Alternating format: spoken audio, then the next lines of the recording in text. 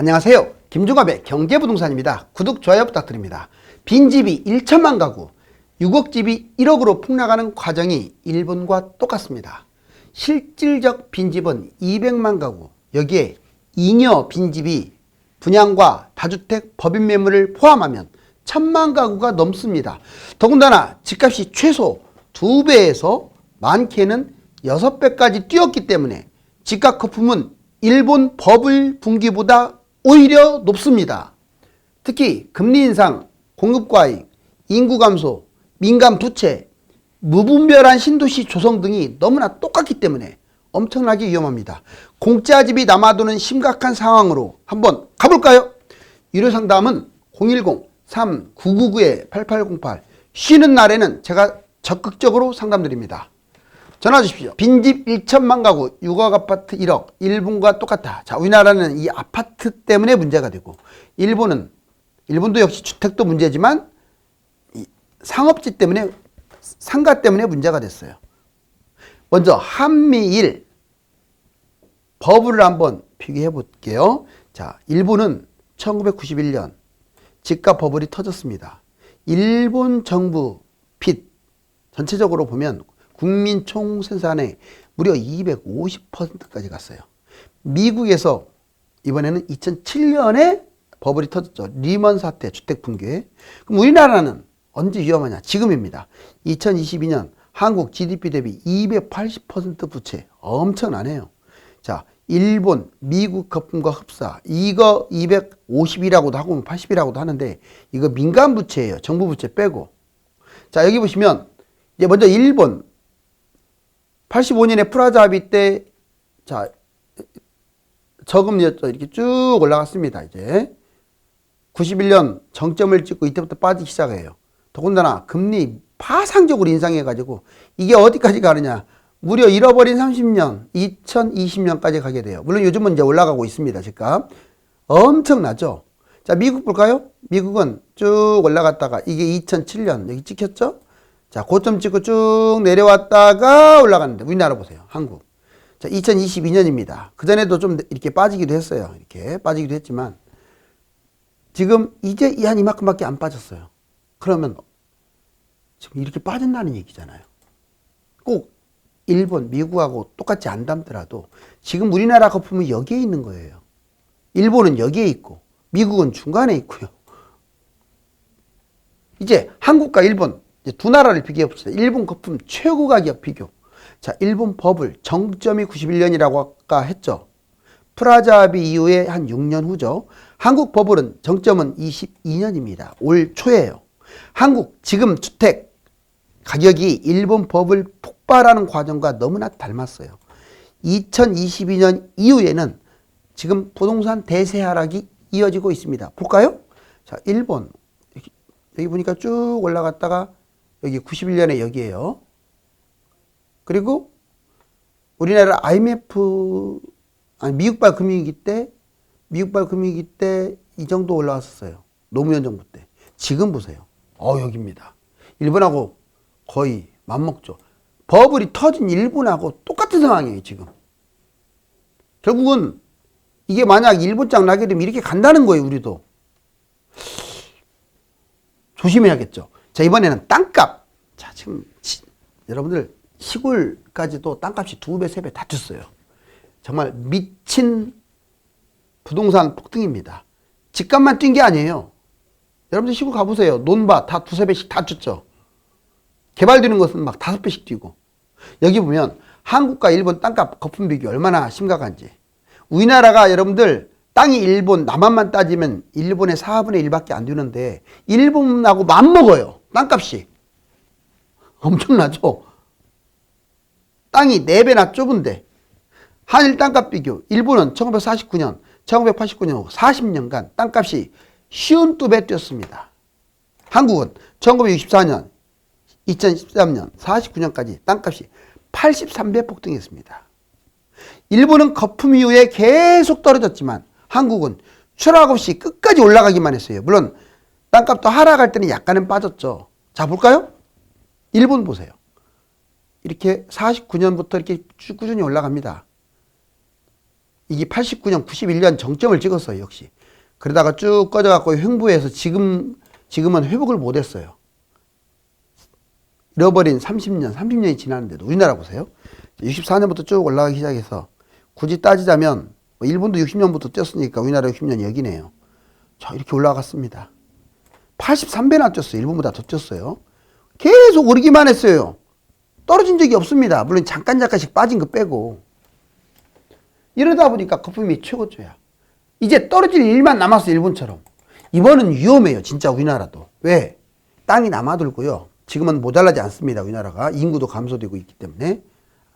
인구 밀도가 그전에는 높고 해서 버텼는데, 이제는 땅도 남아둔다라고 봐야 돼요. 집도 남아들고.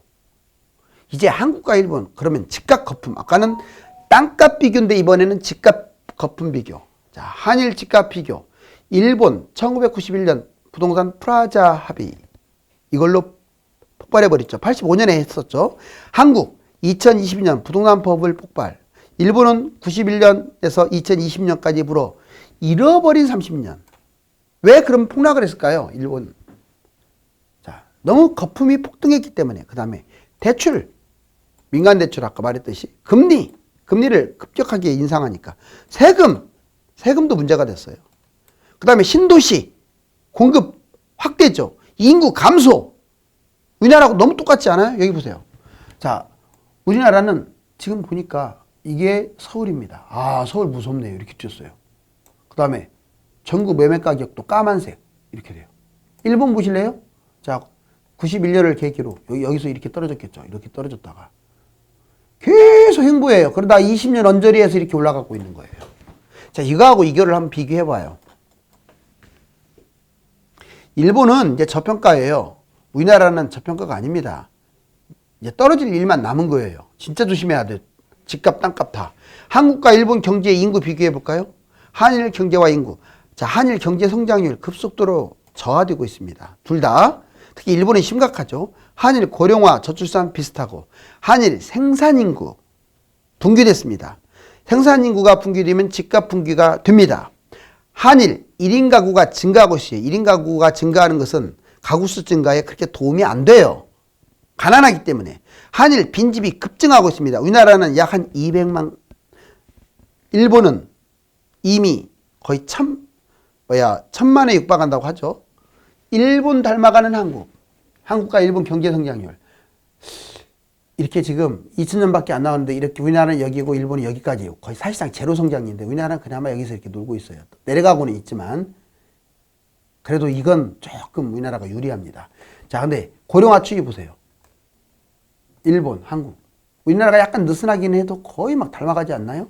생산 인구, 주택 가격. 먼저 막대 그래프 생산 인구가 계속 줄고 있어요. 여기서부터 90년대부터 줄기 시작했는데 놀라운 사실은 주택 가격이 같이 연동을 하고 있네요. 빨간색 주택 가격. 생산 인구가 줄어드니까 주택 인구. 우리나라 보세요. 2020년이 정점이에요. 정점. 그래갖고 그때까지 계속 주택 가격이 올라갔죠. 이제 지금도 조금씩 줄고 있는데 30년 정도 되면 지금 생산 인구가 이 정도로 줄었어요. 이렇게 내려올 가능성이 높다 이거죠. 1천만 가구 빈집. 분양 250만. 다주택 법인 750만. 아까 그냥 완전히 빈집, 그걸 다주택 매물로 그냥 생각을 하다면, 여기 보세요. 분양 공급 250만, 127만, 73만. 해가지고, 3기 신도시 택지지구 또 추가 신도시 있었잖아요. 서울 공급이랑.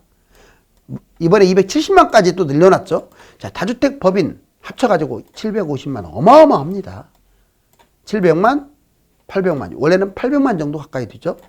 해서 1000만 가구가 넘어요.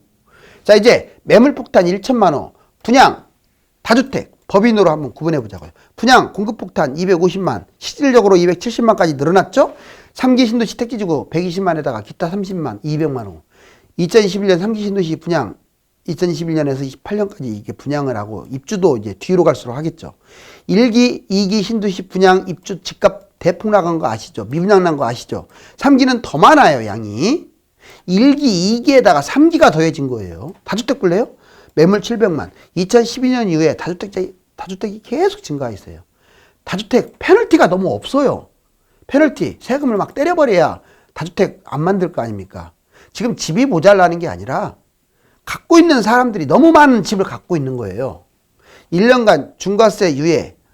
중과세 유예 이제 의미도 없어요. 중과세 폐지될 것 같은데요. 다 이런 거 없어요. 집값만 떨어질 것 같고. 보유세, 집값 폭락, 이런 부담이 생기죠. 다주택자들은. 특히 제일 여기서 위험한 게 집값 폭락입니다. 5채 갖고 있으면 5대가 폭락할 거예요. 하락장 쥐약입니다. 상승기에 집값 폭등, 하락기에 집값 폭락의 원인은 다주택자예요. 법인 볼까요? 법인도 50만. 2018년 이후에 폭발적으로 증가해서 지방 소형 싹쓸이. 여러분들 올해에도 작년에도 법인들이 지방 소형들 싹쓸이한 거 아시죠? 왜 이걸 정부가 가만 놔둬요? 법인이 무슨 왜 집을 잡게 만듭니까? 관련도 없는 회사들 종합소득세, 양도소득세 절감, 또 절감까지 해줘. 집값 폭등의 근본. 근데 법인의 혜택이 축소되고 이제 조금씩 제한되고 있는데 결국은 상승장에는 집값 폭등의 원인이지만 하락장에는 매물이 다주택처럼 증가하면서 폭락의 원인이 돼요. 자, 이제 어떻게 천만호가 된지 알겠죠? 이거 진짜 심각한 거예요. 남아도는 집들이에요. 한국과 일본 너무나 똑같습니다. 일본 버블 과정, 한국 버블 과정. 부동산 프라자 합의 버블 8년, 84년부터 91년까지 우리나라 보세요. 부동산 코로나19 버블 8년, 2014년부터 뛰기 시작해서 21년까지 8년 뛰었네요. 똑같네. 서울을 기점으로. 자, 일본 부채 GDP 대비 300 초과. 인구 구조도 문제예요. 인구 생산인구 감소 1인 가구 증가, 저출산 고령화. 우리나라 보세요. 한국 부채 GDP 대비 300% 육박. 똑같죠? 인구 구조도 생산인구 감소, 1인 가구 증가, 저출산 고령화. 자, 집값 250% 폭등했고 금리 인상했잖아요. 그래가지고 꺼진 거예요. 200만 가구 신도시 우리나라 집값 250% 폭등. 똑같네. 자, 금리 인상 지금 미국 때문에 무진장 인상하고 있죠. 자, 250만 가구 더 많네. 오히려 땅덩어리 인구도 작고. 그런데 신도시가. 자, 부동산 80% 폭락을 해버려가지고 무려 30년간 장기 침체 맛봅니다. 우리나라도 그럴까요? 자, 열쇠는 여기에 달렸어요. 이게 보세요. 자, 한일 30년 부동산 폭락의 공통점 4가지입니다. 이거 곰발바닥으로 한번 만들어 봤어요. 자, 중요도는 동그라미가 클수록 중요도가 커요. 인구 감소 똑같네요. 공급 과잉 똑같네요. 신도시 아까 나왔죠? 부채 증가 똑같네요. 거품 너무 많이 끼어서 붕괴된 거죠. 여기 보세요. 차이점은 이겁니다. 아까 거의 비슷하게 내려가기는 있었는데 우리나라는 그래도 2가지 차이점이에요. 일본은 사실상 제로 성장이에요. 일본은 제가 여러 차례 얘기했지만 좀 안타까운 어떤 민족이죠. 그런데 더 2번째 문제가 커요. 미래 먹거리가 일본은 속칭 박살났어요. 기초산업은 강한데 기초산업으로 먹고 사는 게 아니에요. 노벨문학상, 노벨상, 노벨화학상, 물리학상 타면 뭐예요? 그걸로 생산을 못하는데 기초는 튼튼하지만 먹거리를 창출을 못해서 가난해집니다. 우리나라는 반대야, 반대. 교육열로 어찌됐거나 이 경제가 우리나라는 미래 먹거리가 무궁무진한데 바이든이 쇼만 안 하면 돼요. 자, 결론적으로는 우리나라하고 일본 다 똑같은데 경제가 우리가 희망이 있다. 미국 물가 폭등, 금리 인상이 세계 경제 파탄을 만든다. 파월, 물가 2%대 향할 때까지 금리 안 내린다. 경기 연착륙, 실패 가능성도 열어둔다고 하죠. 왜 이 사단이 났을까요? 지금 왜 이렇게 집값이 폭락하고 오늘 얼마 전에도 막 주가가 폭락하고 환율은 널뛰게 하고 바로 미국의 물가 폭등이에요. 근본 원인은 미국 물가예요. 0%가 8, 9%까지 뛰었으니 미국은 물가 잡는 걸 영순위로 두고 있어요. 이것 때문에 미국이 금리 인상을 하는 바람에 물가 잡는 게 목표예요. 왜? 제가 여러 번 얘기했잖아요. 물가가 급등하게 되면 기축 국가로서의 어떤 지위에 문제가 생길 수도 있고 어떤 일이 벌어질지 모르고 또는 폭동이 일어날 수도 있다고 했어요. 자, 이걸 막기 위해서 금리 인상을 했더니 이런 일이 벌어져요. 환율, 달러를 제외한 모든 나라의 화폐가 폭락하고 있어요. 자, 채무국가들, 달러 빚을 짓고 있는 나라들은 부담이 엄청나요. 경제가 붕괴되고 있습니다. 우리나라도 지금 수출이 만신창이잖아요. 자산? 자, 주식, 가상화폐 완전 쓰레기로 가고 있어요. 지금 휴지 조각. 부동산도 지금 대폭락 이제 시작했는데 막 빠지고 있어요. 외국 자본 계속 빠져나가고 있어요. 경제 위기? 자, 미국도 터질 수 있어요. 미국이 안 터진다는 얘기가 아니에요. 경제지표 급락하고 성장률, 생산, 소비, 투자, 고용. 자, 연쇄적으로 경제 위기가 터질 수가 있습니다. 주요 국가에서 주변 국가로. 부동산 최대 위기. 10년 전 일본 거품 폭락과 너무 닮았네요. 보세요. 자, 10년 전하고 닮았다. 제가 이거 여러 번 얘기했어요. 진보직 정권 때 집값 폭등, 정권 교체 후에 폭락. 지금 너무 똑같지 않아요? 물론 지금 저는 윤석열 정부가 집값 잡았다고 생각은 안 해요. 그렇지만 그래도 뭐 집값 폭등 정책을 쓰고 있지는 않기 때문에 2기 신도시, 3기 신도시 물량 폭탄으로 좀 같이 떨어지고 있고, 경제 위기 거품, 지금은 코로나 위기 거품, 금리 인상까지 더해져 가지고 너무나도 닮았고, 이번에 일본과 폭락 똑같다. 가계부채 일본 300, 우리나라 300. 저금리에서 고금리로 전환 후에 폭락. 일본 도쿄 신도시 200만, 한국도 200만, 서울 중심으로 200만 신도시. 자, 거품 폭락도 닮았어요. 2005년에서 2007년 우리나라 엄청 뛰었는데 2019년에서 2021년 무지막지게 뛰었죠. 미국발 경제위기 때 뛰고 코로나발 경제위기 때 수도권 2배 뛰었는데 전국적으로 지금은 2배에서 4배까지 뛰었어요. 지금이 훨씬 심각. 4가지 모두 갖추어야 떼돈 번다. 이거 많이 얘기했죠. 꼭 기억하세요. 다 갖추고 투자하세요. 하나만 갖추면 안 돼요. 타이밍, 입지, 물건, 자금 활용 4가지 다 갖추세요. 집값 하락장, 자 10억짜리 서울 투자, 자 18억이 10억으로 떨어졌어. 그럼 4억 갭 투자를 하시라고요. 4억밖에 안 들어가니까. 그럼 10억이 18억 회복하고 26억으로 가. 결론적으로 순수익 18억 10억에서 26억으로 갔으니까 16억. 근데 타이밍을 못 잡았어. 입지, 물건, 자금 활용 다 갖췄는데 타이밍을 지금 잡아버렸어. 자, 집값 상투장에 10억 서울 투자. 10억에 잡았어. 4억 갭으로. 자, 6억으로 빠질 겁니다. 근데 그래도 나중에 10년 지나면 또 14억으로 올라갈 거예요. 서울이라면. 수익 4억. 아우, 천지 차이죠. 꼭지에 잡은 사람과 바닥에 잡은 사람. 아무리 다 일치해도 타이밍이 문제가 되면. 입지. 이번에는 입지가 문제가 됐어. 다 좋았는데. 18억짜리 10억에 잡았어. 4억 갭으로. 그런데 서울 같으면 26억으로 간대. 지방은 18억 그대로 갈 수밖에 없어요. 수익은 8억밖에 안 돼요. 신고가 찍기가 어려워요. 집이 남아돌아서. 경기도도 해당돼요. 물건 부족. 자, 물건 볼까요? 타이밍, 입지, 자금 활용 다 갖춘데 물건이 문제야. 집값 하락장에 10억. 서울에 아파트를 잡았어야 하는데 비아파트 또는 나홀로 아파트를 투자한 거야. 그래서 13억짜리 아파트 아닌 걸 잡았어. 그랬더니 10억으로 떨어졌어. 많이는 안 빠졌네요. 4억 캡으로 잡았어. 그랬더니 13억 회복하고 16억. 결국 6억밖에 안 돼요. 이때 이렇게 폭락한 걸 잡았어야 하는데.